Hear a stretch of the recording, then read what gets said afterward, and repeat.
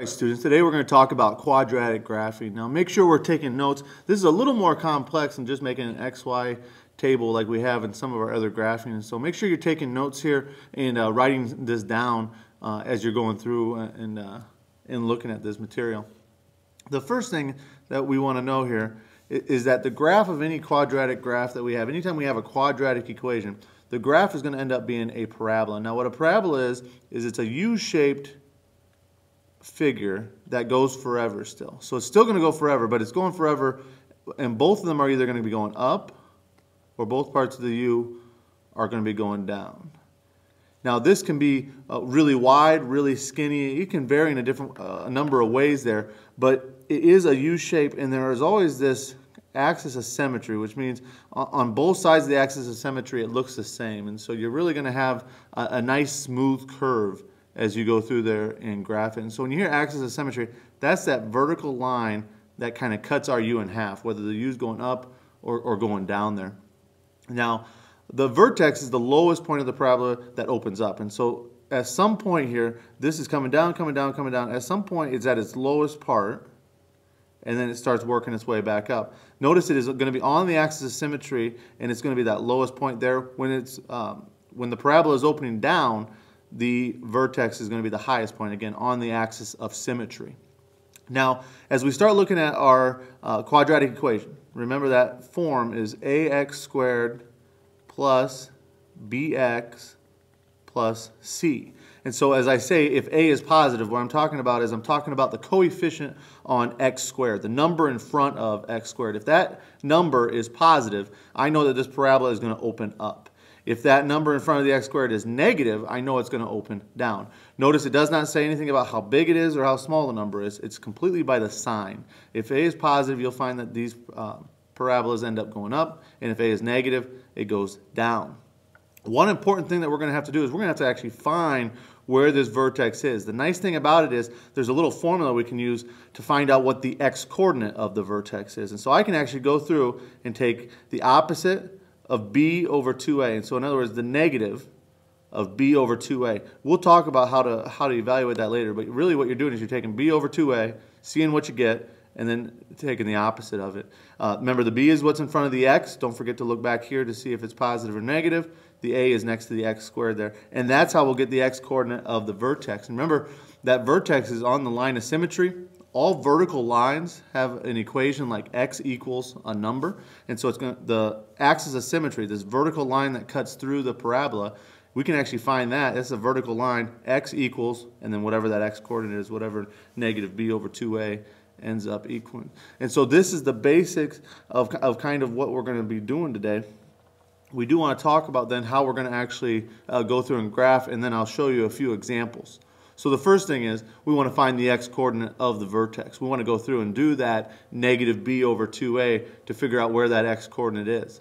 From there, we're going to make a table of values. It's going to be very important that we know both sides of it. So we need to make sure we know what it looks like to the left of the vertex and what it looks like to the right of the vertex. And so you think about your x-axis, we're going to make sure whatever our x value is that we find by taking negative b over 2a, we want to make sure we choose a number that's bigger than that, and we want to make sure we choose a number that is smaller than that.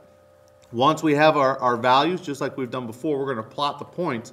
When we plot the points, we need to understand what a parabola looks like there, and we need to draw that smooth curve that forms the parabola. And so you're going to get a situation where you might have the vertex here, you might have a point here, and a point here. We need to understand then that when I draw that, it's a nice smooth curve through there, and we do the best we can to make that U shape. Remember, it should look the same on both sides. And so we're going to want to do the best we can of doing that. So let's look at an example here first. Let's go ahead and look at the example of y equals x squared minus 2x minus 3. Now again, the first step is to start going through and figuring out where the vertex is. To figure out where the vertex is, it's negative and then b over 2a. The big thing here is that we keep track of our negatives. People do it in all different ways. Some people put the negative on the b, And so just right away they take care of this negative by taking the opposite of what b is, by taking negative b. Some people leave the negative off to the side. It really doesn't matter what you do as long as you have a good way of keeping track of it. So let's just put it off to the side for this first one. Then the b is negative 2. So it's always the number in front of the x. I look slightly to the left. It's negative 2. So on top I have negative 2. That's over 2 times whatever a is. I look back at a, and there's nothing in front of it. Remember, if there's nothing in front of it, that means there's actually a 1 there. We just don't write it because 1 times x squared doesn't change anything. Now, here is the key, and some of us need to really do a good job of this. We talk about attention to detail. That negative is still there in front. I have negative 2 over 2. 2 times 1 is just 2. So negative 2 over 2, that gives me a negative 1. I have a negative here, a negative here. When I bring those together, remember I get a positive. And so I know that my vertex, the x-coordinate of the vertex is 1. What that allows me to do now is it allows me to set up my xy table. And what I like to do is I like to put that right in the middle here. So I'm going to do 3 values. Whatever I find the x-coordinate to be, I'm going to put that in the middle. Now I need to get a number that is bigger and smaller than 1. So I'm going to go just down the line here. I'm going to go 0, and I'm going to go 2. It's not, there's nothing here that's going to really bother me as far as fractions or decimals or anything like that. So I have open reign to pick whatever I want here. And so, if there was a fraction like a third or something, I might pick a different number than the numbers right next to it. So looking at this, I have 0 here. When I plug in 0, 0 squared is 0, minus 2 times 0, so that's 0. So 0 minus 0 is just 0. And then I have 0 minus 3. 0 minus 3 is negative 3. When I plug in the 1, 1 squared is 1. Negative 2 times 1, that's going to be negative 2. So I have 1 minus 2. 1 minus 2 is negative 1. And I have negative 1 minus 3. Negative 1 minus 3 is negative 4.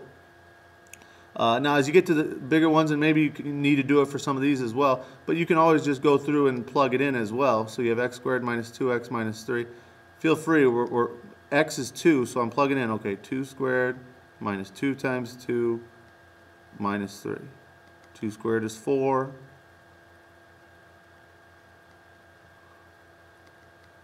Negative 2 times 2 is going to be negative 4. 4 minus 4 is 0. 0 minus 3 is negative 3. So feel free, do as much work as you need to be successful. But you got to be able to plug in any number for x and then find out what it is when you kick out there. Now notice here, I got negative 3 for 2 different answers. If we were doing a linear equation, we would know that something went wrong. There's no possible way of doing that. But this is a little different because we're doing quadratic equations here. Remember, when the a is positive, when the number in front of x squared is positive, remember that we know that this parabola is going to be opening up. And so as I look at this, remember the vertex was at 1. So I'm going to do that first. 1 and then negative 4. 1, 2, 3, 4. And so I know my vertex is right here. I'm expecting it to open up. The thing I don't know is, I don't know how fat it is. I don't know if it's really big here or if it's really small. And so that's what these other values are for. And that's why we have to pick some that are lower and some that are higher. And so I have 0, negative 3, 1, 2, 3. When we start talking about how fat it is, I wonder how much bacon it's eating. If it's eating a lot of bacon, then it's going to be a fatter one. If it hasn't eaten a lot of bacon, then it's going to be a skinnier one. Guys, I had bacon this weekend. Bacon wrapped green beans. It was incredible. I felt like I was eating healthy because it was green beans, but it was wrapped in bacon. Absolutely amazing. Guys, where was I at? Hey, here we go. We're gonna go through, we're gonna draw that nice smooth curve. Remember, I knew it was opening up. I knew it was coming down through here. This is the lowest part of it, and then it's working its way back up. And that is graphing a quadratic equation. So find the vertex. We do that by taking negative b over 2a. That gives us the x-coordinate of the vertex, 1. Now that I know that that is the x-coordinate, I can find the vertex, 1, negative 4. The left side of it, or a smaller number, that will show me how wide it is to the left, and then it's going to be the same width to the right.